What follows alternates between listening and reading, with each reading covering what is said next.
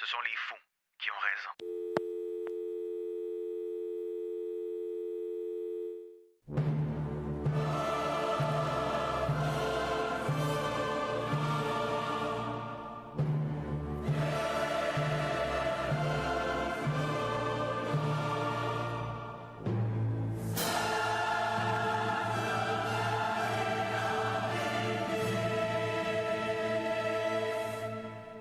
Cinq, 4, 3, 2, 1.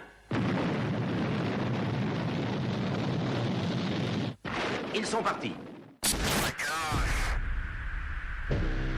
They're all going against the wind. The wind's 120 knots from the west. Radio X-Files avec Christian Page et Marceau. Oh my gosh, dude. Radio X. Vendredi 23 avril 2021. Bonsoir, bienvenue sur les ondes de choix 98.1 Radio X. Bienvenue dans cette 100e émission des Radio X-Files avec Christian Page. Salut mon cher Christian. Salut Yannick. Tu pensais-tu te rendre jusque-là? Non, pas du tout. Je t'avoue que j'étais un peu surpris là, quand j'ai commencé à regarder pour le line-up de l'émission de ce soir. Je me disais, wow, c'est la 100e émission des Radio X-Files. D'ailleurs, à cause justement que c'est la 100e, je propose qu'on fasse ce soir une version un peu spéciale de l'émission.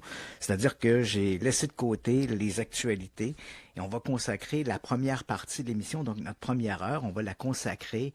En tout cas, moi, ce que je vais te proposer, ce sont les 10 émissions qui, au cours de ces 100 émissions, m'ont le plus marqué, celles que j'ai trouvées les plus intéressantes. Bien sûr, elles sont toutes intéressantes, mais bon, si j'avais un choix à faire, de tirer dans ce nombre 10 émissions qui m'ont particulièrement plu. Donc, c'est ce que j'ai fait. Je vais te les livrer. Je ne sais pas si de ton côté, tu as, au cours de ces 100 émissions, il y a des émissions qui t'ont plus marqué que d'autres, mais je trouve que, bon, c'est une belle occasion ce soir pour revenir un peu sur les 100 émissions qui ont marqué là, l'histoire des Radio X-Files depuis notre première diffusion, qui était le 7 septembre 2018. Et à l'époque, au moment de la première émission, le sujet, c'était moi.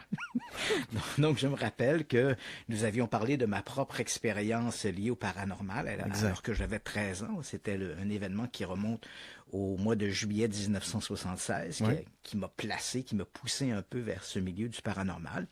Et bien sûr, mon cheminement à travers tout ça, comment je suis passé d'un passionné des phénomènes paranormaux à un communicateur, comment j'en suis arrivé à faire du journalisme, de l'animation radio, télé, un peu tout ce que j'avais fait, ma carrière comme communicateur et journaliste. Et donc ça, c'était notre première émission. Il faut savoir, pour rappeler aussi aux gens que l'émission a connu 2 périodes. Une première période qui, moi, a été ma période que j'ai préférée des Radio X-Files, mais qui visiblement n'était pas celle que préféraient les auditeurs. On a eu une période où chaque semaine, je recevais un invité et on abordait une thématique, un sujet à caractère paranormal. Bon, c'était une période qui était avant le COVID-19.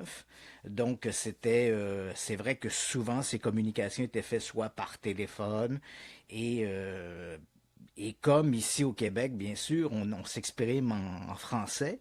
On n'a pas nécessairement ici au Québec toute la crème savante pour parler de ces phénomènes paranormaux. Donc, on a beaucoup de scientifiques, mais des scientifiques qui à la fois connaissent leur domaine d'expertise, mais connaissent également le paranormal.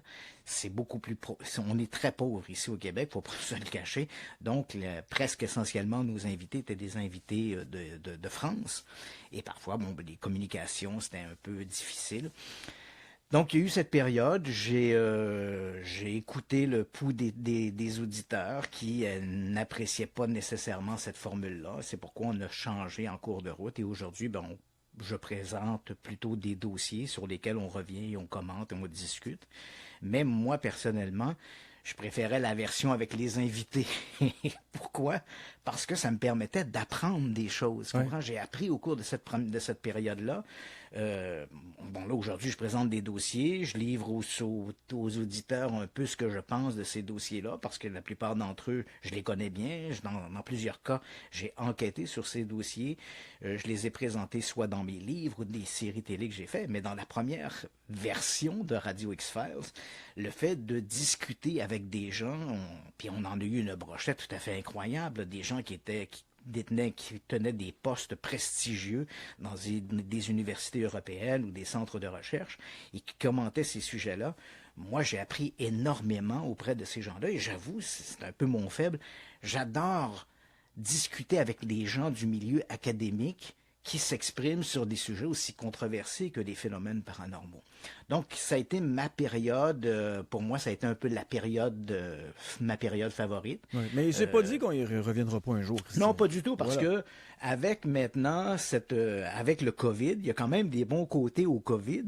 Le bon côté, c'est que la plupart de mes intervenants de l'époque, c'était des gens qui étaient peut-être peu familiers avec la communication via des mécanismes comme Zoom, Facebook Live, etc. Avec le COVID, j'imagine que la plupart d'entre eux ont maintenant développé une expertise ou à tout le moins une habilité à communiquer par ces médiums de communication qui sont l'Internet ou d'autres mécanismes comme ceux-là. Et la plupart d'entre eux, ce sont probablement, si on imagine que dans bien des cas, c'était des professeurs à l'université, s'ils ont donné des cours avec ces systèmes-là, ils doivent s'être équipés du matériel didactique et le matériel de communication nécessaire pour pouvoir améliorer au maximum la communication. Donc, j'imagine que si on revient à cela, il y aura beaucoup plus d'entrevues seront faites à travers des mécanismes comme Zoom, comme Facebook ou Skype, par exemple, que ça l'était par le téléphone, comme on le fait là en 2018, où là, je téléphonais directement à mon invité en Europe et on enregistrait la conversation et on présentait ça. C'est vrai, parfois la communication n'était pas... la ligne téléphonique avait un peu de grichage, le son était un petit peu comme, pour utiliser une expression québécoise, il était un peu canisse. Mais c'est sûr que si on revenait à cette version-là, j'imagine que les communications, les échanges seraient de meilleure qualité. Mais enfin, ça reste pour moi, là, jusqu'à maintenant, en date d'aujourd'hui, cette période des échanges avec des spécialistes internationaux était pour moi à chaque émission, ça me donnait l'occasion d'apprendre des choses qui étaient tout à fait fantastiques. Mais on reviendra d'ailleurs sur ces 10 émissions qui m'ont marqué, qui remontent toutes, bien sûr, à cette période. Je ne sais pas si toi, ça a été la même chose, mais non, bon, c'est pas la même chose. Okay. Moi, il y en a qui m'ont marqué. Moi, j'ai fait un top 3 parce que je parle beaucoup plus rapidement que toi. Ce qui fait en sorte que je vais te faire tes 10, puis après ça, je reviendrai, à moins qu'il y en ait qui se rejoignent. Je pense qu'il y en a un qui se rejoint et on aura l'occasion d'en reparler. Mais Christian, juste rappeler aux auditeurs que tu es à Radio X depuis un certain temps. Tu as commencé dans le show tard à donner des entrevues avec Mario Tremblay. Par la suite, il y a eu un changement d'animateur. C'est moi qui est arrivé. Après ça, tu m'as quitté pour un plus riche. Tu es allé faire un tour dans une autre station de radio. Et là, je t'ai manqué. Là, tu es revenu. Tu es revenu avec ton ex. Oui, parce que c'est bien que tu le mentionnes parce que beaucoup, on en a déjà parlé il y a quelques semaines d'ailleurs, parce que des gens, les habitués de Radio X, ont parfois l'impression de dire, oui, mais là, Christian nous parle, par exemple, je prends un exemple au hasard comme ça, il nous parle de la possession d'Annelise Michel, mais il en avait déjà parlé. Mais c'est vrai, mais comme tu le mentionnes, j'ai commencé avec le Show-Tard, avec Mario Tremblay, il y a quand même une dizaine d'années, là, facilement. Là. Exact. Donc, et ensuite de ça, on a eu des périodes où, je me rappelle, les mercredis soirs, on avait, toi et moi, ensemble, une chronique d'à peu près 30 minutes, où on évoquait toutes sortes de choses. Et dans certains cas, lorsqu'il y avait en parallèle la publication d'un de mes livres, on a fait des émissions, des spéciales, des émissions qui se consacraient essentiellement un peu au contenu de mes livres et à des histoires qui éventuellement que j'ai repris dans Radio X-Files pour les faire partager au public. Donc, c'est vrai que pour les vieux de la vieille, dans certains cas, il peut y avoir un aspect de redondance, mais comme je l'ai expliqué il y a quelques semaines, je m'assure bien que les sujets que je traite dans Radio X-Files soient des sujets qui n'ont pas déjà été traités dans le cadre de cette émission-là en particulier, mais il est possible qu'il y ait des doublons avec des interventions que j'ai faites dans le passé. Ouais, Mais parfois, ça fait quand même une dizaine Exact. d'années que je suis à Radio X. Puis parfois, il y a des nouvelles informations qui arrivent, donc nécessairement, tu n'as pas le choix. Les auditeurs sont pas toujours au courant des histoires, donc tu n'as pas le choix de revenir un peu sur l'histoire pour ajouter les nouvelles informations. Mais Absolument. tout ça pour dire, cher ami, que quand tu étais revenu, moi, ça faisait depuis 2011 que je cherchais quelqu'un de ton genre pour faire ce type d'émission-là, parce que ça n'existe pas au Québec. Non. Ça n'existe pas au Québec et ça manque énormément. Puis, ce qui me faisait peur, c'est de trouver quelqu'un qui était un peu, pardonne-moi l'expression, mais... je te dirais, Christian, particulier. Je dirais ça de même. Un illuminé. Ben, c'est ça. Puis, tu sais, moi, travailler avec quelqu'un qui, des fois, dérive un peu, j'ai un peu de difficulté avec ça parce que, veux pas, on est, toi et moi, on travaille l'un avec l'autre. Donc, si je travaille avec quelqu'un qui dit carrément des niaiseries, ben, les gens vont dire, tabarouette, ces gens-là, c'est des niaiseux, tu sais. Puis moi, quand je t'ai trouvé, je t'ai vendu auprès des patrons parce que t'étais mon homme. Puis regarde, ça fait 100 émissions qu'on a. Les auditeurs sont là. Il y a du téléchargement comme pas possible de ce podcast-là. Les auditeurs prennent des petits moments pour nous écouter, se font des soupers en famille pour écouter les histoires, les fabuleuses histoires de Christian Page. Écoute, je te remercierai jamais assez d'avoir accepté d'avoir fait les Radio X-Files avec moi. Je suis ton premier auditeur à chaque vendredi, puis je suis très heureux de ça. Ah ben merci, c'est bien gentil, Yannick. Et d'un autre côté, là où tu marques un point, c'est que sur d'autres radios, je pense des radios plus régionales ou des radios communautaires, il y a quelques émissions où on se consacre aux phénomènes paranormaux. Mais on est souvent dans des émissions où il y a une volonté de faire la promotion du paranormal et où le sens critique souvent est déficient. Notre émission, puis je sais que je répète tout le temps la même chose, je sais que le message passe pas, et je sais que si dans 10 ans on est encore à ce micro-là à parler de ce sujet-là, je sais que le message sera pas encore passé. Mais il faut que les gens, j'insiste pour dire que moi je ne suis pas pour ou contre, je suis pas membre de l'association des sceptiques, puis je suis pas membre de l'association des amateurs d'ovnis ou des amateurs de fantômes. Je suis un journaliste, un communicateur qui me passionne pour ces sujets-là et j'essaie de faire preuve de sens critique par rapport à ça. Donc, je ne prends pas position ni pour l'un ni pour l'autre. Je ne suis que le porteur du message. Donc, il ne faut pas, si le message que je livre, c'est de l'information. Donc, si le message que je livre ne plaît pas ou que l'information ne vous convient pas, c'est tout à fait correct. C'est à vous, c'est un outil supplémentaire que je vous donne dans votre boîte à outils et à vous de l'utiliser. Hein. Je veux dire, si à un moment donné, tu prends une information, tu ouvres ton encyclopédie, et l'information qui est dans l'encyclopédie ne te convient pas, Yannick, tu commenceras pas à insulter ton encyclopédie et à le traiter de toutes sortes de noms parce qu'il t'a donné une information, tu comprends-tu? Tu vas fermer le livre, merci, bonsoir. Mais je suis un peu comme ça, moi je ne suis que le type qui apporte de l'information. Encore cette semaine, j'ai eu des critiques parce que la semaine dernière, j'ai dit que l'une des observations d'OVNI, un des films qui circulent sur les OVNI, qui est tout récent, où on filme un peu tourné en obscurité, c'est vert, on voit une espèce de triangle qui se déplace. J'ai dit que cette histoire d'observation était probablement un phénomène de réflexion sur la lentille de la caméra. Mais c'est pas moi qui fais ça. Là. Moi, je suis pas un spécialiste de la photo. Là. Je dis qu'il y a un type aux États-Unis, un Britannique qui va aux États-Unis, qui s'appelle Mick West, qui est un spécialiste de ce genre d'analyse. Il a regardé ces images-là. Il a fait une petite vidéo qui est d'ailleurs particulièrement convaincante, qui montre que ce phénomène-là est probablement une simple réflexion dans la lentille de la caméra. Donc, si moi je livre l'information, s'il y a quelqu'un qui est à l'écoute puis qui n'aime pas cette information-là, ben ça donne rien de me traiter de Chijo connaissant, du cave puis de l'imbécile. C'est-à-dire, allez sur le site internet de Mike West, écrivez à Mike West, dites-lui ce que vous avez envie de lui dire. Moi, je ne suis que la courroie de transmission. Je ne fais qu'apporter l'information en disant « Oh, attention, on a une vidéo ici d'OVNI. Les amateurs, rapidement, vont accepter cette information-là. Mais si on regarde, il y a d'autres analyses, d'autres avenues. Puis, c'est peut-être pas forcément l'explication que l'on voudrait entendre, mais c'est quand même une information dont on doit tenir compte si on veut avoir une vision objective ou une interprétation objective de ce qui est présenté là. Donc, 100 émissions de Radio X-Files, ne vous inquiétez pas, parce que là, il y a des auditeurs qui m'écrivent en disant « Dites-moi pas que vous arrêtez ce soir. » Non, on est encore là. Je vais lire la palme des textos que j'ai reçus, Christian, avant de commencer l'émission.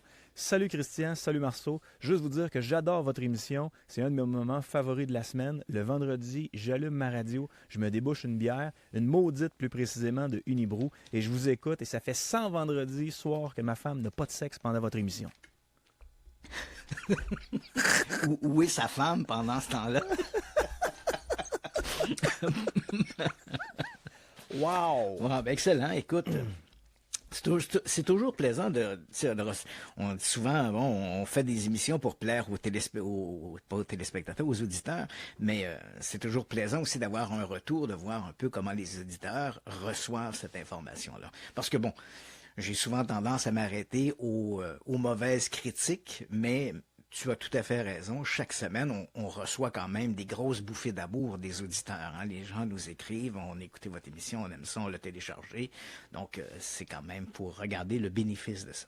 Voilà. Donc, ce soir, on fait le top 10 des émissions préférées de Christian Page pour ce qui est de Radio X-Files. Et on parlera aussi des zombies. Oui, on va parler des zombies en deuxième partie d'émission. Tu sais qu'aujourd'hui, on arrive pratiquement au mois de mai 2021. Au mois de mai 1981, donc il y a 40 ans pratiquement jour pour jour, des journalistes britanniques ont ouvert une porte qui a littéralement transformé, qui a donné ça a été un effet domino. Et ça a déclenché des réactions en chaîne qui ont littéralement bouleversé le monde de l'ethnopharmacologie, donc les plantes médicinales, etc., qu'on utilise. Hein, il existe une formation qui s'appelle l'ethnopharmacologie, où des scientifiques sont envoyés comme ça dans le monde, rencontrent des sociétés, entre guillemets, dites primitives, et étudient le type de plantes qu'ils utilisent pour voir s'il n'y a pas là-dedans des éléments médicinaux dont on peut tirer éventuellement des médicaments. Donc c'est toute une discipline très complexe, et en 1981, des chercheurs britanniques, des journalistes britanniques de la BBC, qui s'intéressaient à une histoire de zombies, ont littéralement bouleversé, en fait, on donne un coup de pied dans la ruche, qui a bouleversé le monde de la pharmacologie. Et tout ça implique des chercheurs de Montréal. Donc, le Québec a joué son petit rôle dans cette histoire-là. Donc ça, on va en parler dans la deuxième partie de l'émission. All right. Donc, on commence tout de suite. Numéro... j'y vais y aller avec... Ouais, en fait, c'est ça. Donc, sur les 10, il n'y a pas, en fait, une émission qui est que j'aurais favorisé plus qu'une autre. Ouais. Hein? Je les ai listés je les ai sortis selon la liste des diffusions, tout simplement. Donc, dans cet ordre de liste de diffusion, une de mes émissions favorites, c'est l'émission numéro 4, qui a été diffusée le 28 septembre 2018 et dont on avait donné comme nom Le Barbu de Coleraine. Donc, on revenait sur une histoire, en fait, c'était le 50e anniversaire d'un événement qui s'était déroulé à l'été de 1968 dans le petit cimetière de Saint-Joseph de Coleraine. Ça se trouve au pays de l'Amiens, c'est près de Thetford Mines. Et durant l'été donc de 1968, en fait la dernière semaine du mois d'août 1968, on a des gamins qui s'amusaient dans le cimetière local et qui affirment avoir vu une espèce de créature qui est humanoïde, mais qui avait une peau plissée, semblable un peu à un lézard. Elle avait une espèce de longue barbe également. Et donc, ces gamins ont raconté ça à leurs parents. Donc, il y a eu toute une réaction dans le village de Saint-Joseph de Coleraine. Et c'est devenu, par la force des choses, l'un des grands classiques de l'ufologie québécoise. J'ai particulièrement aimé cette émission-là pour deux raisons. Dans un premier temps, c'est un classique. J'ai grandi avec cette histoire-là quand j'ai commencé à m'intéresser au phénomène des ovnis au milieu des années 1970. L'affaire de Coleraine datait déjà d'une dizaine d'années et c'était une histoire qui enflammait l'imagination. Hein. Des enfants dans un cimetière observent une créature mystérieuse pendant plusieurs jours, toujours à peu près à la même heure du jour.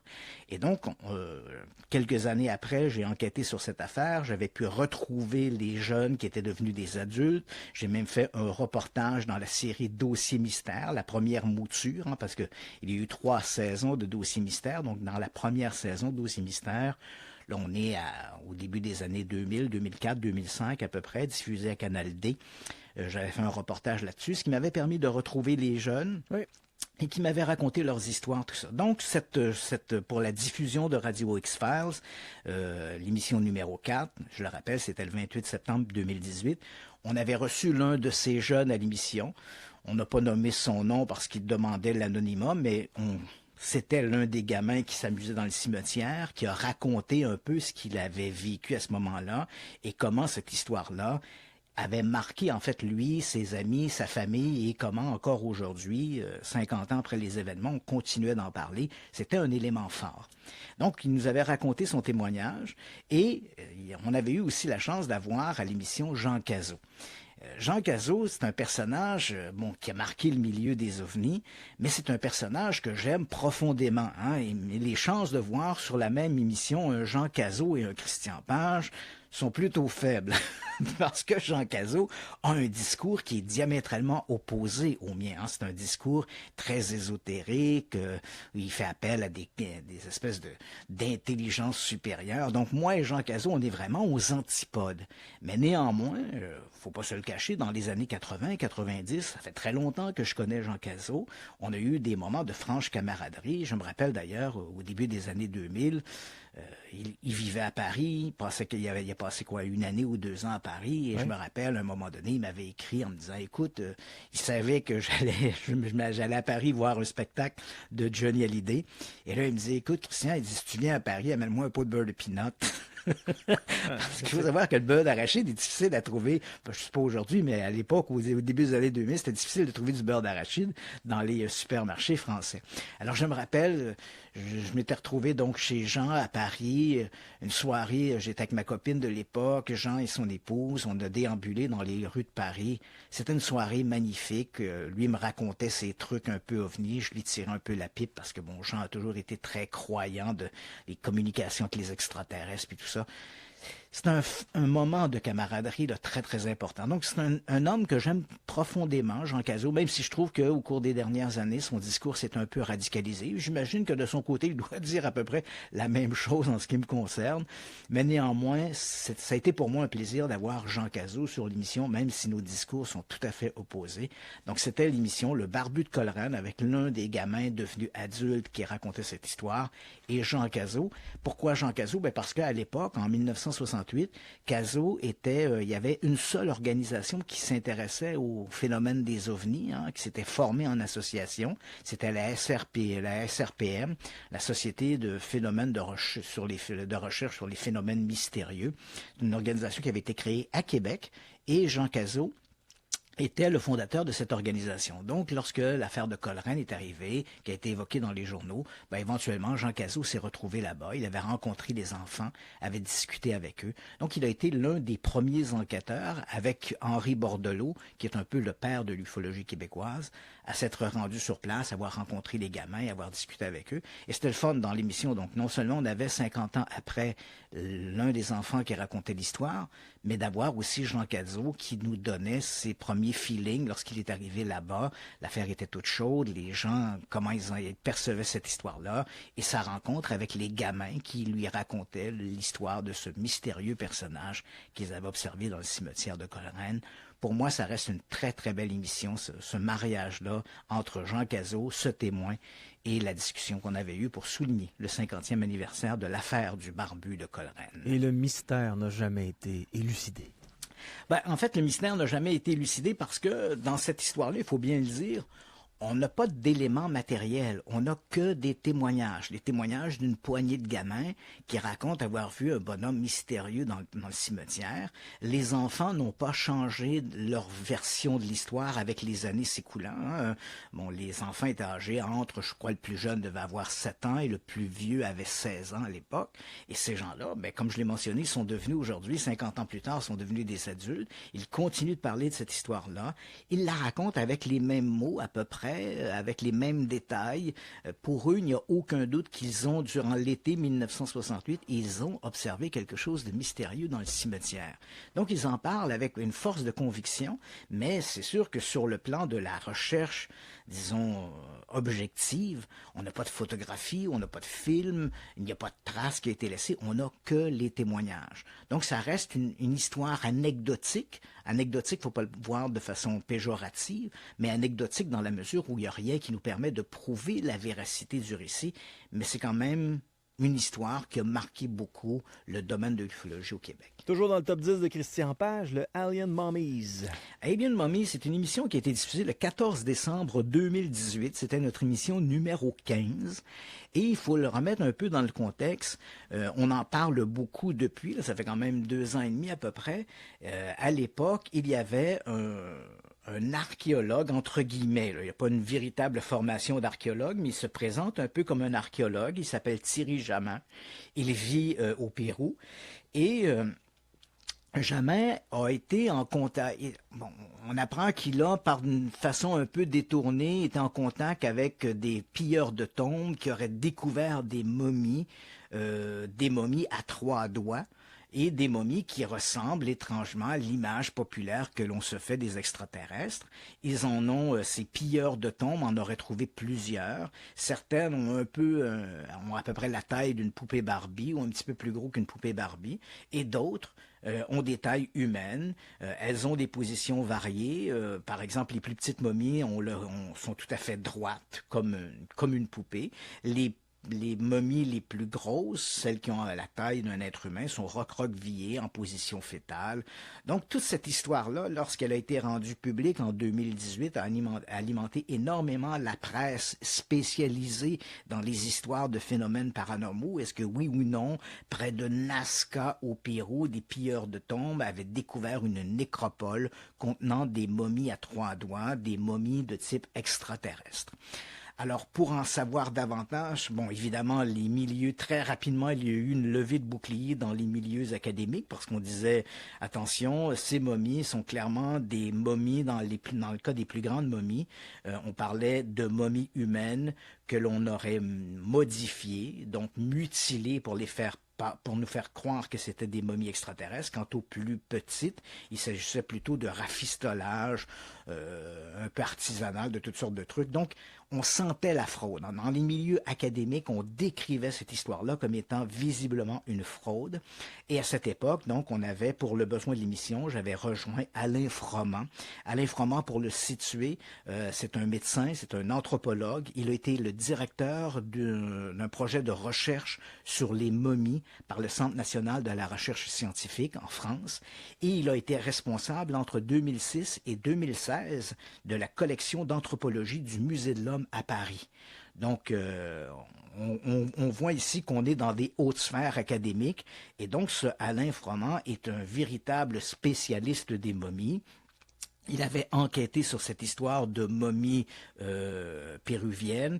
Il avait consulté les documents qui étaient disponibles. Et à ce moment-là, Thierry Jamin, d'ailleurs, exhibait sur plusieurs sites des radiographies, des rayons X, des scans qui avaient été prises des fameuses momies.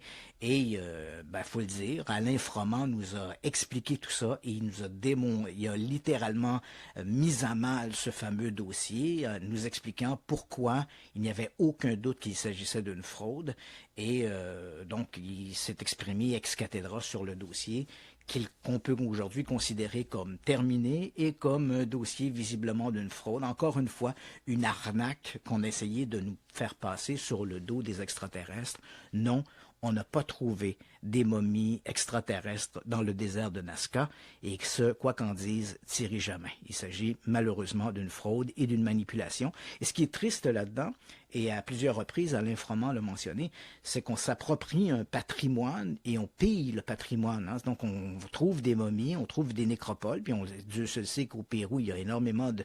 Comme il n'y a pas beaucoup de sous qui est consacré à la recherche archéologique, c'est un terreau fertile aux pilleurs de tombes qui vont découvrir ces nécropoles, qui vont vendre les artefacts à des collectionneurs privés.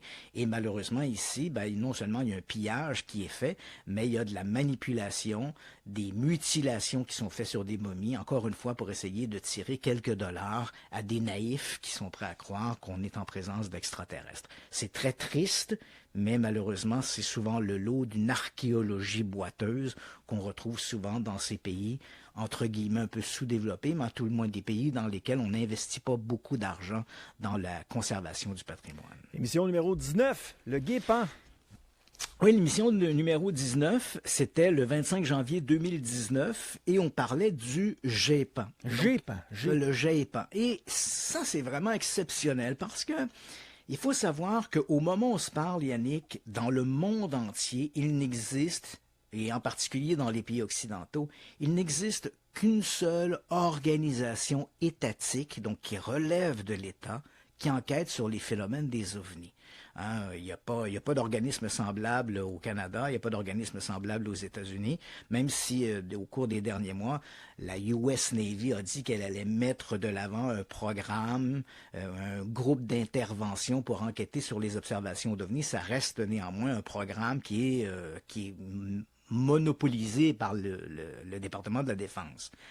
Mais en France, c'est tout à fait l'inverse. Donc, au Centre national de la recherche spatiale, le CNES, donc la NASA française, ils ont un bureau qui a été créé à la fin des années 1970, qui s'appelait originalement le GEPAN, qui était le groupe le groupe d'enquête sur les phénomènes aériens non identifiés. Donc, à l'époque, c'était GEPAN, groupe d'enquête phénomènes aériens non identifiés.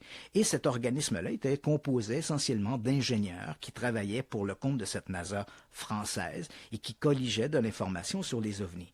Pourquoi c'est important un organisme comme celui-là? Parce que contrairement aux ufologues, et quoi qu'ils en disent, je sais que certains vont peut-être ruer dans les brancards, là, mais les ufologues, lorsqu'ils te disent, par exemple, que ce soit au Québec, que ce soit aux États-Unis ou ailleurs, quand ces gens-là te disent « Nous avons enquêté, et il n'y avait pas de manœuvre militaire dans le secteur, il n'y avait pas d'avion civil, il n'y avait pas ci ou il n'y avait pas ça », très souvent, ils parlent, entre guillemets, à travers leur chapeau, parce qu'ils ne peuvent pas vérifier ça. Tu comprends? Moi-même, j'ai été longtemps ufologue, et crois-moi, lorsque je prenais mon téléphone, puis que j'appelais l'armée, puis je disais, oui, bonjour, département de la Défense, je suis Christian Page, à Saint-Jean-sur-Richelieu, je suis ufologue, et je voulais savoir si, mardi dernier, vous avez eu des manœuvres militaires dans tel ou tel secteur. La réponse venait assez vite, c'était, va donc chier. Ça se limitait à ça, tu comprends? Puis t'as pas le moyen de faire ça. Tu es un petit individu et c'est certain que pour des raisons de défense, le département de la Défense te donnera pas ces informations. Et c'est exactement la même chose aussi avec l'aviation civile. Bon, aujourd'hui, au cours des dernières années, on a vu se développer des outils qui permettent aux gens, simplement en se branchant sur des domaines d'Internet, ils peuvent suivre le déplacement des avions commerciaux.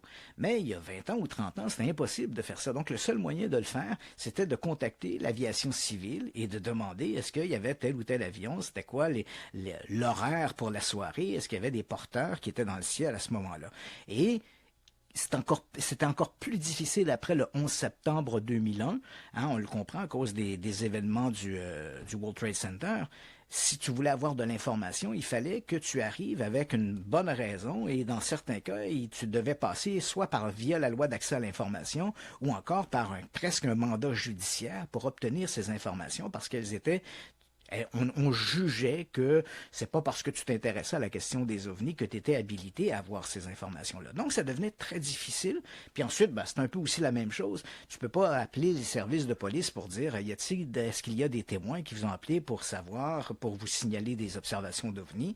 Si tu tombes sur un agent qui est particulièrement coopératif, il va te donner l'information. Sinon, on va t'envoyer paître dans l'an. On va te dire, là, gars, ça te concerne pas. Es-tu membre de la famille? Donc, il y a une grosse problématique pour la collecte des informations de la part des milieux ufologiques. Mais avec un organisme étatique comme le GEPAN en France, alors toutes ces difficultés sont aplanies. Le GEPAN avait pour mandat d'enquêter sur les observations d'OVNI et en fait de créer une espèce de centrifugeuse où toutes les informations provenant à la fois des services de gendarmerie, de l'aviation civile, de l'aviation militaire, peu importe, toutes ces informations arrivaient un peu colligées au même endroit pour qu'on puisse essayer de déterminer quelle était la nature de ces objets. Donc le GEPAN, groupe d'enquête sur les phénomènes aériens non identifiés. Avec le temps, il a changé de nom. Il est passé au début des années 2000 sous le nom de CEPRA, Service d'expertise des phénomènes de rentrée atmosphérique. D'ailleurs, je suis content de dire qu'en 2003 ou 2004, alors que je tournais ici au Québec une série diffusée à Z-Télé qui s'intitulait Enquête sur les ovnis, nous avons été l'une des toutes premières télévisions étrangères à être invitées au CNES, le Centre national des études spatiales, pour filmer, enquêter et d'y voir avec les gens là-bas comment ça fonctionnait, les services du CEPRA, qui était la deuxième mouture du GEPAN. Et donc, ça a été un grand plaisir de faire ça. Et depuis quelques années, le GEPAN, qui était devenu le CEPRA, est redevenu le GEPAN, mais on a ajouté un I dans l'acronyme pour dire groupe d'enquête et d'information sur les phénomènes aérospatiaux non identifiés. Donc, on s'est donné une vocation d'information. Tous les dossiers du GEPAN sont maintenant disponibles sur Internet. Ils ont leur site Internet et on peut télécharger les dossiers. Et donc, ces gens-là font un véritable travail professionnel. Ce sont des ingénieurs, ils ont tous les outils à leur disposition pour mener ces investigations. Et il faut le dire, les amateurs d'OVNI n'aiment pas trop qu'on en fasse la promotion, mais d'année en année, le nombre de cas d'observation dites non identifiés, parce qu'on a des nouveaux outils, parce que les systèmes informatiques sont peaufinés, on voit chaque année le nombre d'observations dites non identifiées diminuer d'année en année. C'est ce que le GEPAN a une espèce de catalogue d'observations, les A, B, C et D, D étant les observations de type non identifié. Et aux dernières nouvelles, le nombre de cas en France qui étaient classés dans la catégorie non identifiée était moins de 5%. Donc, ça tombe littéralement sous le négligeable. Et ici, on est en présence d'un organisme civil dirigé par des spécialistes, des ingénieurs, des gens qui connaissent bien l'investigation sur le terrain, qui ont tous les moyens à leur disposition pour faire les vérifications qui s'imposent. Et le nombre diminue fortement.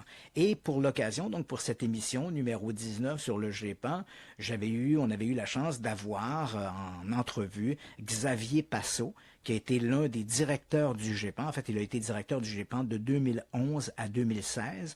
En fait, il a été là lorsqu'il y a eu cette fameuse transition entre le CEPRA, qui est redevenu le GEPAN, et il a mis de l'avant de nombreux outils qui permettaient aux gens qui s'intéressaient à la question des OVNI d'avoir un meilleur accès à ces dossiers du GEPAN. Et donc, Xavier Passot nous avait parlé à la fois à l'interne comment ça fonctionnait le GEPAN et de sa position par rapport à la question des OVNI, l'utilité de maintenir en place un organisme comme celui-là et quel était le service public, en fait, parce que il faut juger il faut le dire, le GEPAN à plusieurs reprises a été dans le collimateur des critiques qui disaient oui, mais si finalement il y a à peu près pas d'observation d'OVNI, à tout le moins le GEPAN est clair là-dessus, ou même dans les cas qui demeurent non identifiés, il n'y a rien qui permet de croire qu'il puisse s'agir d'engins de véhicules d'origine extraterrestre. Sur ce point-là, le GEPAN, il est particulièrement explicite. Et lorsque la question était posée, mais si les OVNI ne sont pas des extraterrestres et qu'ils sont ou des méprises ou des cas mal documentés, pourquoi maintenir en place un service étatique qui enquête sur ces histoires? Et Xavier Passot nous avait clairement expliqué que ça permet de rassurer les gens et éviter les dérives, parce que on le voit ici au Canada, ou on le voit au Québec, comme il n'y a pas d'organisme auquel on peut se référer, on a toutes sortes d'organisations qui se réclament de l'ufologie. Certaines font un bon travail, mais d'autres sont carrément fantaisistes et racontent à peu près n'importe quoi. Avec le GEPAN en place, ça permet d'éviter ce type de dérive. Donc ça, c'est une de mes émissions favorites, émission numéro 19, qui avait été diffusée le 25 janvier 2019, avec comme invité Xavier Passot. Pour une de tes émissions préférées, qui fait aussi partie de mon top 3, mon cher Christian, parce que ça m'est arrivé. C'est un événement qui m'a terrorisé la première fois. Ça m'est arrivé 2 fois, mais la première fois, j'étais terrorisé parce que j'étais persuadé que j'allais rester comme ça jusqu'à la fin de mes jours. L'émission sur la paralysie du sommeil. Oui, les terreurs nocturnes. Moi, c'est un phénomène que je ne connais pas. Je n'ai entendu parler. J'ai lu énormément de littérature sur le sujet. Il est souvent associé au phénomène soit de possession ou au phénomène de visite extraterrestre. C'est le phénomène des paralysies du sommeil et des terreurs nocturnes. C'était une émission du 1er mars 2019 et on avait eu la chance d'avoir parmi nous, en échange, la docteure Claudia Picard-Delan, une Québécoise, qui est chercheuse en neurosciences au laboratoire des rêves et des cauchemars de l'Université du Québec. Donc, elle nous avait un peu expliqué quels étaient les mécanismes qui font qu'on vit ce phénomène de la paralysie du sommeil. Donc, En gros, c'est le sujet se réveille, mais il est incapable de bouger. Donc, c'est un peu comme si sa conscience était là, mais pas son corps physique. Et c'est souvent accompagné de toutes sortes de sentiments, et même dans certains cas, de visions, d'hallucinations auditives et visuelles. Ce qui fait que ça peut être, pas nécessairement pour tous les cas, mais ça peut être dans certains cas une très très bonne explication à des phénomènes où des gens disent « j'étais dans mon lit, j'étais paralysé et j'ai cru apercevoir une forme près de mon lit, peut-être un petit gris, un fantôme, un démon, peu importe ».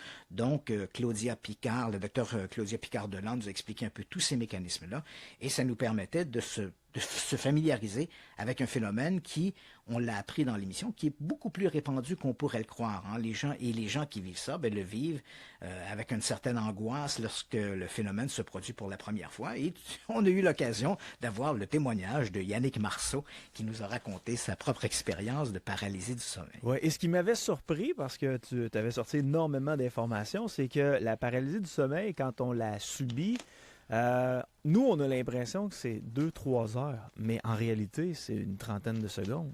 Voilà. En fait, le mécanisme, hein, ce que nous a expliqué la docteure Picard-Deland, c'est que au moment où on s'endort, notre cerveau envoie toutes sortes de marqueurs chimiques dans notre corps pour dire, voilà, on dort, les muscles doivent être au repos. Dans un monde idéal, lorsque l'on dort, on devrait être complètement statique, ne pas bouger du tout. Mais bien sûr, ça ne fonctionne jamais comme ça. C'est pas toujours efficace à 100%. Et c'est pourquoi notre conjoint ou notre conjointe, au moment où il dort, parfois il va marmonner, il va bouger, faire un geste brusque. Et bon, c'est normal, il y a de ces réactions parce que le mécanisme n'est pas 100% étanche. Mais il va se développer dans certains cas des parasomnies, donc des troubles du sommeil, où là, soudainement, le sujet, va se lever durant la nuit, il va aller se faire un sandwich, hein, il va être victime de somnambulisme, alors que pourtant son corps devrait être au repos dans le lit. Donc là, ici, on est en présence d'une parasomnie, et la paralysie du sommeil est l'un de ces troubles du sommeil, où là, cette fois, l'esprit se réveille, mais le cerveau est lent à envoyer les mêmes marqueurs chimiques au corps pour dire, voilà, maintenant je suis réveillé, tu peux reprendre possession de ton corps. Donc, il y a une espèce d'écart qui se forme. Et donc, durant cette période, évidemment, pour la personne qui vit l'expérience, ça peut être très angoissant. Émission numéro 26, la révélation des pyramides. Oui, c'était le 15 mars 2019. On revenait sur un documentaire qui a énormément fait jaser sur les réseaux sociaux. C'est un documentaire d'à peu près 2 heures qui a été fait par une espèce d'illuminé français qui s'appelle Jacques Grimaud. Et là, il nous inondait de chiffres et de toutes sortes de spéculations sur la construction principalement de la grande pyramide de Khéops sur le plateau de Gizeh en Égypte. Et là, c'était le nombre d'or, le nombre de ceci, puis si on divise la pyramide par ceci ou par cela. Donc, ce qui était clairement exposé ici, c'était que la grande pyramide était une construction telle que les Égyptiens de l'Antiquité n'auraient jamais été capables d'atteindre ce niveau de perfection s'ils n'avaient pas été en contact ou bien avec des extraterrestres ou avec les descendants ou survivants d'une super civilisation comme les Atlantes ou ce genre de type. Alors, pour répondre à ça, on a contacté Jean-Pierre Adam. Il faut savoir que Jean-Pierre Adam en France, il est énorme. C'est un archéologue et un architecte excessivement réputé. Il est à peu près de toutes les émissions où l'on parle de l'Égypte antique. C'est l'un des grands noms de l'égyptologie française. Il est enseignant à l'école du Louvre, c'est pas rien, et il est l'auteur de plusieurs ouvrages qui oppose en fait l'histoire, ce que l'on sait de l'histoire, versus des théories souvent un peu fantaisistes, anciens astronautes, les extraterrestres, les Atlantes, etc. Donc on avait reçu Jean-Pierre Adam, qui avait en un tour de main un peu démonté tous les arguments à peu près qui sont présentés dans ce documentaire, ce mauvais documentaire sur la construction des pyramides, et nous avait expliqué un peu comment le chantier de la pyramide avait été élaboré, comment les blocs avaient été transportés, comment les blocs avaient été montés, et aussi pas seulement le dire, mais également nous expliquer quelles étaient les références archéologiques qui nous permettaient d'avoir une assurance sur ça. Il faut savoir que aujourd'hui, grâce à l'archéologie, on a déterré de nombreuses rampes autour de la pyramide qui montrent très très bien comment les blocs étaient amenés, acheminés jusqu'au chantier, comment ils étaient superposés les unes aux autres, comment travaillait chacune de ces équipes. On a mis à jour également le chantier des ouvriers, les outils qu'ils utilisaient.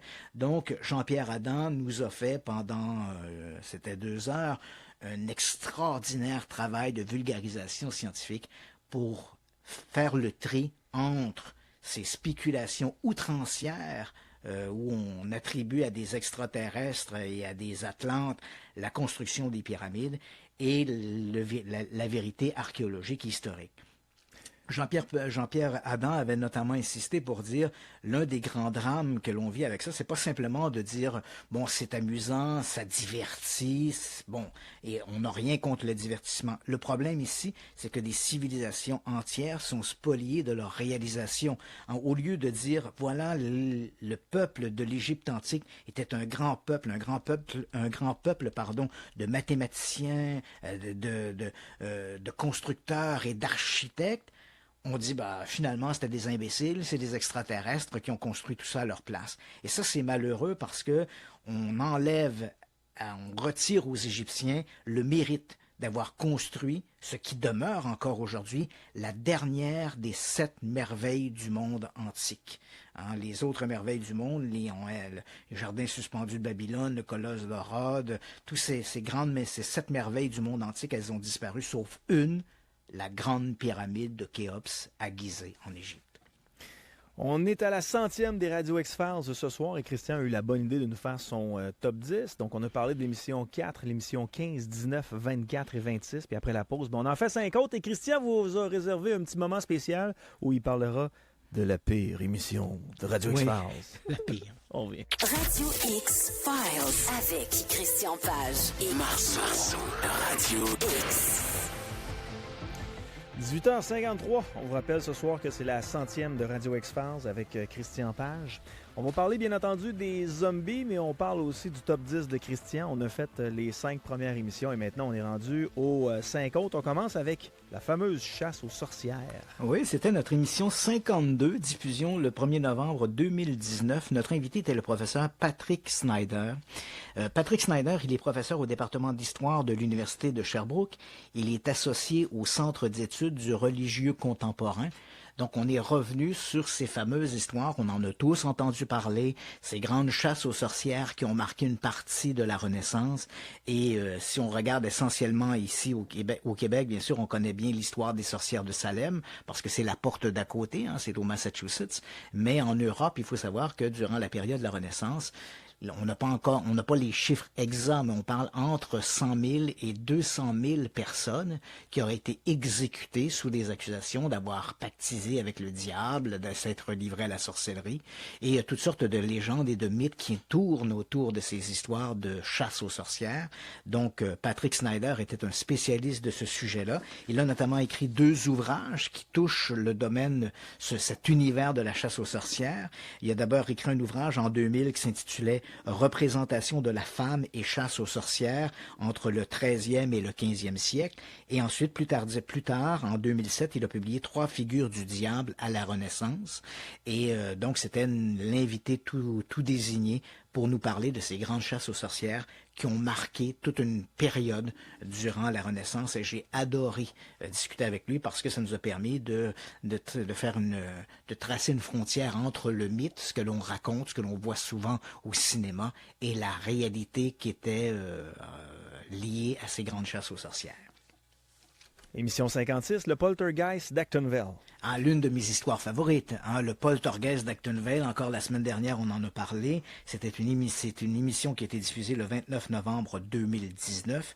Bon, le poltergeist d'Actonville, c'est probablement l'histoire de poltergeist la plus connue au Québec. Elle s'est déroulée dans la première semaine du mois de janvier 1969 à Actonville et ça se passait dans la maison de la famille Saint-Onge qui gardait à ce moment-là une fillette de 7 ou 8 ans, la jeune Guylaine, et pendant 3 soirées consécutives, des phénomènes mystérieux se sont produits, des portes d'armoire qui s'ouvraient, se fermaient toutes seules, des meubles qui se renversaient, des bruits de pas dans les escaliers. Il y avait toutes sortes de phénomènes vraiment exceptionnels. Et les Saintonges, des gens très impliqués dans leur communauté et très impliqués auprès de l'Église également, ne sachant plus à quel saint se vouer, sans faire de mauvais jeu de mots, ils ont contacté le presbytère.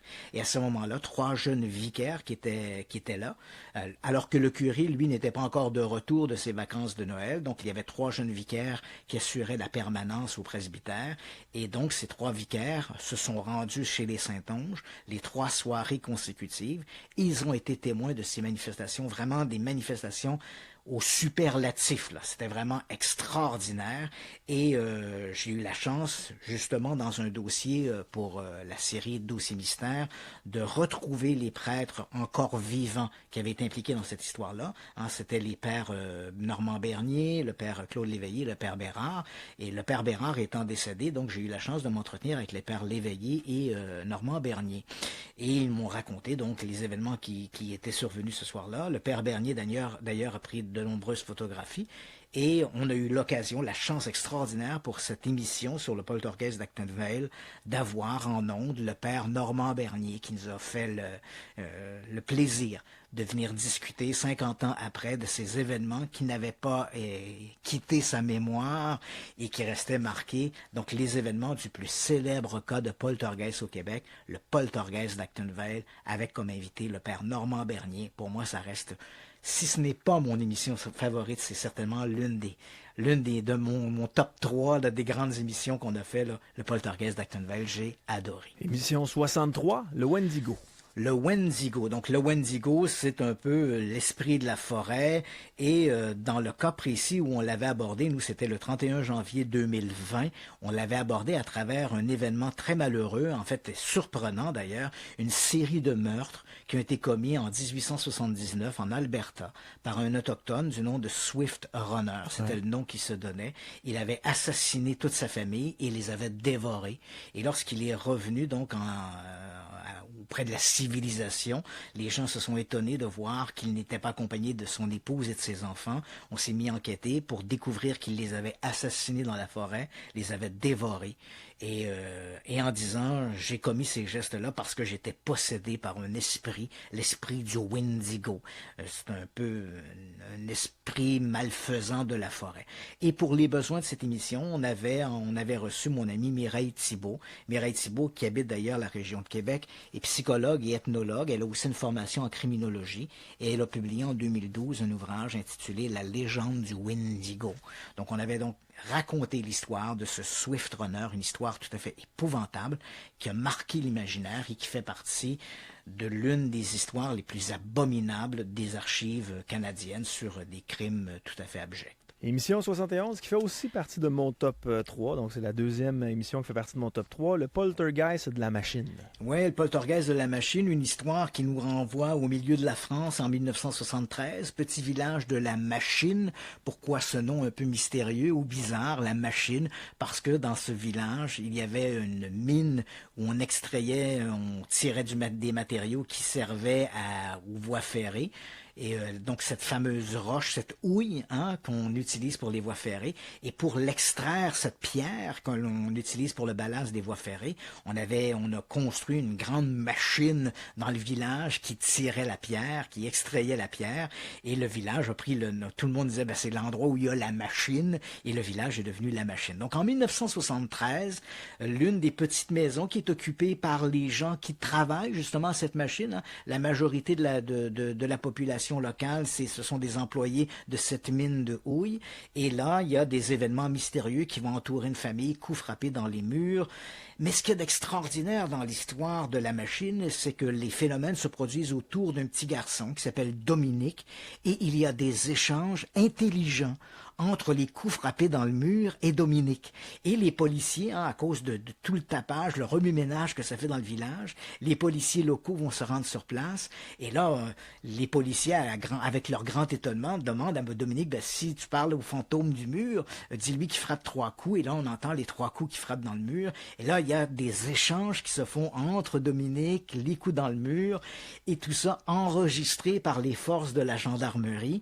Et l'une des personnes impliquées dans cette investigation, c'était le professeur Yves Lignon, qui s'était rendu sur place, avait rencontré la famille, rencontré les policiers. Donc, on a eu la chance, durant cette émission, de faire entendre les coups frappés dans le mur qui avaient été enregistrés par les gendarmes. Yves Lignon nous avait raconté un peu son expérience in vivo, puisqu'il était là, avait côtoyé ces gens-là. Yves Lignon, il faut savoir qu'il est mathématicien, il est statisticien également à l'université Toulouse-Le Mirail. Je dis il est, mais bon, il a pris sa retraite depuis. Et il est, depuis plusieurs décennies, il est une figure de proue de la parapsychologie française. C'est un incontournable. Dès qu'on parle de parapsychologie en France, Yves Lignon est un incontournable, une des figures de proue, et il a été impliqué dans l'une des histoires les plus retentissantes de poltergeist jamais rapportées en France, celle de la machine, et on avait eu donc la chance de l'avoir en ondes avec nous pour qu'il nous raconte son expérience et nous faire entendre également ses enregistrements tout à fait exceptionnels rapportés par la gendarmerie locale. Et on termine le top 10 avec l'émission 72 et 73, les dérives archéologiques. Oui, c'est une émission parce que l'entrevue avait été très longue. On avait abordé plusieurs sujets. Notre invitée était la charmante Faustine Boulay. Faustine Boulay, c'est une spécialiste des techniques anciennes picturales et graphiques. Elle est diplômée de l'École du Louvre. Elle est doctorate en égyptologie et elle est présidente fondatrice de l'Association de lutte contre la désinformation en histoire, histoire de l'art et archéologie. Donc, de longs titres à mettre sur un CV. Et Faustine nous avait parlé dans un premier temps donc de la raison de la création de cet organisme, c'est les dérives qu'on voit à propos de l'histoire, où là, les gens se mettent à raconter n'importe quoi, extraterrestre, Atlantide, elle a senti le besoin, parce qu'il y en a de plus en plus, et même ici au Québec, on le voit, des émissions populaires, Nos ancêtres les extraterrestres, où on fait des amalgames un peu gratuits, et même on avance des hypothèses tout à fait boiteuses. Donc elle a senti le besoin qu'on devait un peu informer les gens, dénoncer ces dérives. Donc elle crée l'association, mais également par sa formation, elle est une spécialiste des techniques anciennes et picturales, et on le sait, lorsque l'on parle du phénomène des ovnis, il suffit de consulter la littérature pour voir qu'il existe de très nombreuses reproductions de tableaux, de peintures, d'illustrations, de graphiques qui remontent principalement à la Renaissance, où on voit des formes dans le ciel qui semblent, à nos yeux, d'individus du 21e siècle,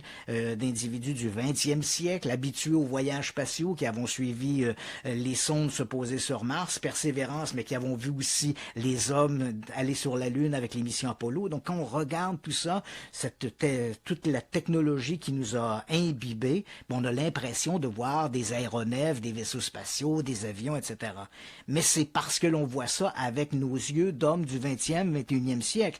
À l'époque, à la Renaissance, les gens ne pensaient pas comme nous, ne voyaient pas la même chose que nous. Ils avaient des représentations iconographiques très particulières lorsqu'il s'agissait du domaine religieux. Et Faustine Boulay nous a fait un travail de décantage remarquable autour d'une dizaine de peintures, d'illustrations très, très populaires dans les ouvrages sur les ovnis que l'on nous présente comme étant des ovnis, mais qui, une fois qu'on nous explique la situation et quelles étaient également l'imagerie de cette époque, on comprend bien que tout ça ne sont que des représentations célestes du divin, et le divin s'illustrait, se manifestait de très nombreuses manières, et c'est pourquoi on voit ces espèces d'auréoles parfois dans le ciel sur des tableaux du Moyen-Âge ou principalement de la Renaissance, qui n'ont rien à voir avec des vaisseaux spatiaux extraterrestres. Donc voilà, c'est ce qui termine notre top 10 des émissions préférées de Radio X-Files. Maintenant, on parle, j'ai trouvé ça drôle que tu mettes ça là-dedans, la pire émission. La pire émission, et c'est pas la pire émission pour le contenu, mais c'est une émission qui m'a particulièrement bouleversé parce que j'ai appris une leçon. C'est une émission qu'on a fait le 21 décembre 2019. Le sujet était le Jésus historique. Donc, on avait, pour les besoins de l'émission, on avait reçu Marc Dumas. Marc Dumas, qui est professeur à l'Université de Sherbrooke. Il est professeur au Centre d'études du religieux contemporain, président de la Société canadienne de théologie. C'est un spécialiste de Jésus. Donc, la question qu'on se posait, est-ce qu'il y a eu un Jésus dans l'histoire? Pas forcément le Jésus qu'on imagine des évangiles qui marche sur les eaux, qui multiplie les pains, mais est-ce qu'il y a eu un personnage qui s'est appelé Jésus? Et là, écoute, cette émission-là a été pour moi très cruelle parce que ce que je me rends compte, c'est que la radio, on peut faire ça dans un contexte d'une conférence, on peut faire ça dans un documentaire télé, mais la radio est un médium beaucoup trop généraliste pour toucher des sujets aussi sensibles que celui-là de la religion. Écoute, j'ai été insulté de tous bords, tous côtés, et j'ai assisté à ce que l'on appelle dans le domaine journalistique le biais du faux consensus. C'est-à-dire que, supposons que je te parle des enlèvements extraterrestres, ben là, les gens vont me dire, oui, mais lisez John Mack ou allez voir tel truc sur Internet. Ça, c'est ce qu'on appelle en journalisme le faux consensus. C'est-à-dire, c'est pas parce que tu as l'opinion d'une personne que cette opinion-là est le reflet de l'ensemble de la communauté. Donc, si on parle des enlèvements extraterrestres, John Mack, par exemple, était un psychiatre attaché à l'université Harvard qui était plutôt ouvert à la possibilité que les enlèvements extraterrestres dissimulaient une réalité exotique.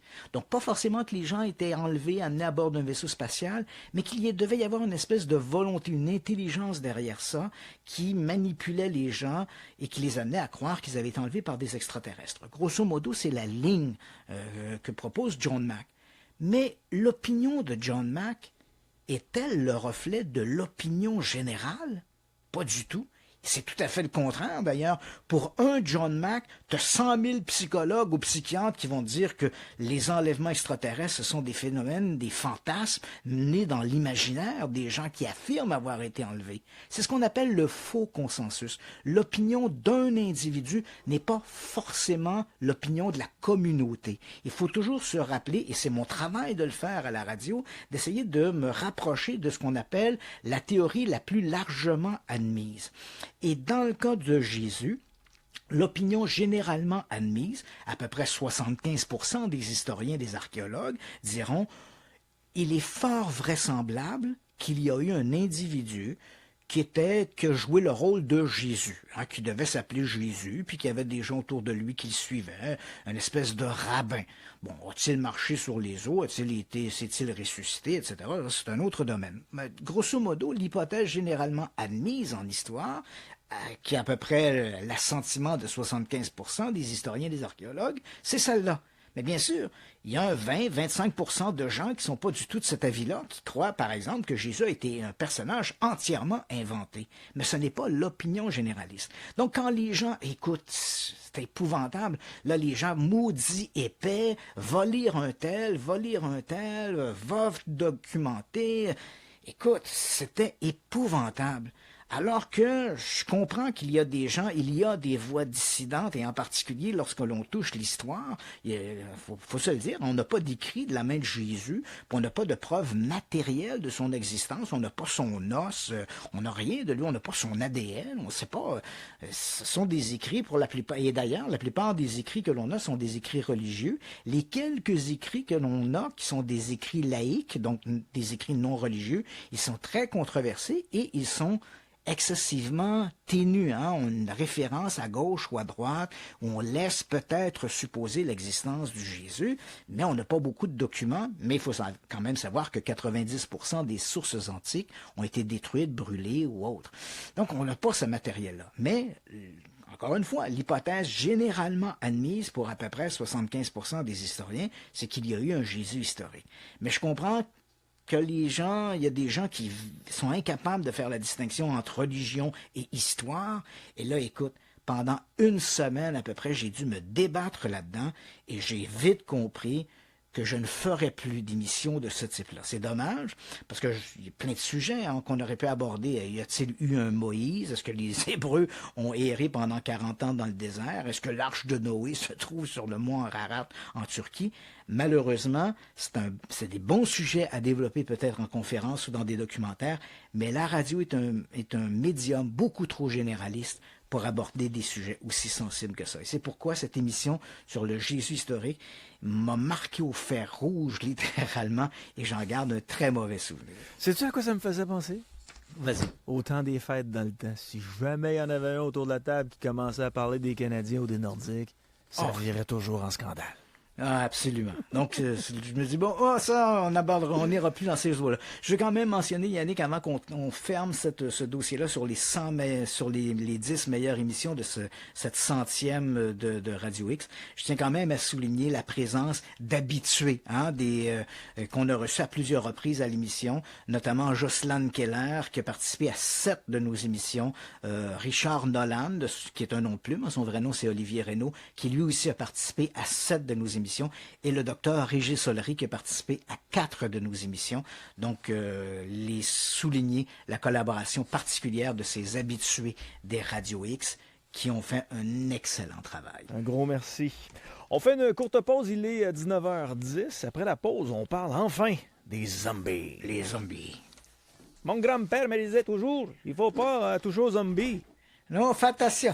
Radio X Files avec Christian Page et Marceau. Radio X.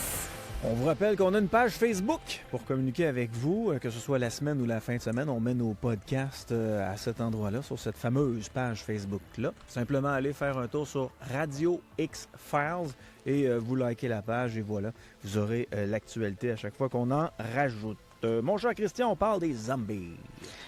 Oui, effectivement, comme je l'ai mentionné en début d'émission, en mai 1981, il y avait une histoire qui circulait à propos d'un individu qui se disait un zombie du nom de Clervius Narcisse. Ça se passait tout près de Port-au-Prince. Et l'affaire avait attiré l'attention des journalistes de la BBC qui se sont rendus sur place, qui ont rencontré Clervius Narcisse, qui ont discuté avec lui. Et tout ça a amené à s'interroger sur la question, mais comment est-ce, si ce type-là est, et s'il est ce qu'il prétend être, comment est-ce que les sorciers vaudous réussissent-ils à créer des zombies? Et ça a été un espèce de coup de pied dans la ruche qui a déclenché des mécanismes en chaîne et des chercheurs se sont intéressés pour une première fois à cette question et leur découverte a transformé, bouleversé le monde de la pharmacologie. Alors aujourd'hui, j'ai préparé une petite capsule sur l'histoire de comment on a trouvé les secrets de la zombification. Durant la capsule, je vais mettre en ligne sur la page de Radio X-Files quelques photos, 4 photos qui vont permettre aux gens de se situer dans cette histoire-là, en tout le moins de voir des éléments liés à l'histoire. Et puis après, on pourra en discuter un peu des tenants et aboutissants de cette découverte. Donc sans plus tarder, les zombies.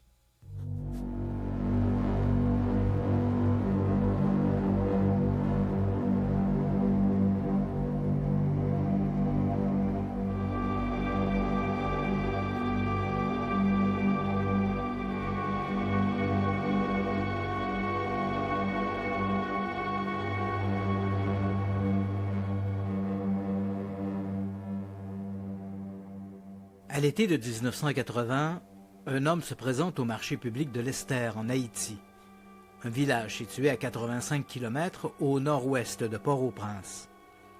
L'individu a à peine 60 ans, mais il en paraît facilement 10 de plus, tant ses traits sont tirés. Il est presque chauve et marche le corps courbé, comme s'il portait sur ses épaules un trop lourd secret.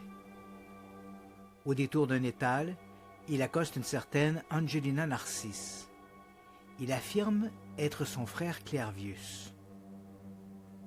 Pour Angelina, cet homme, malgré la ressemblance frappante, ne peut être qu'un imposteur. Comment pourrait-il en être autrement?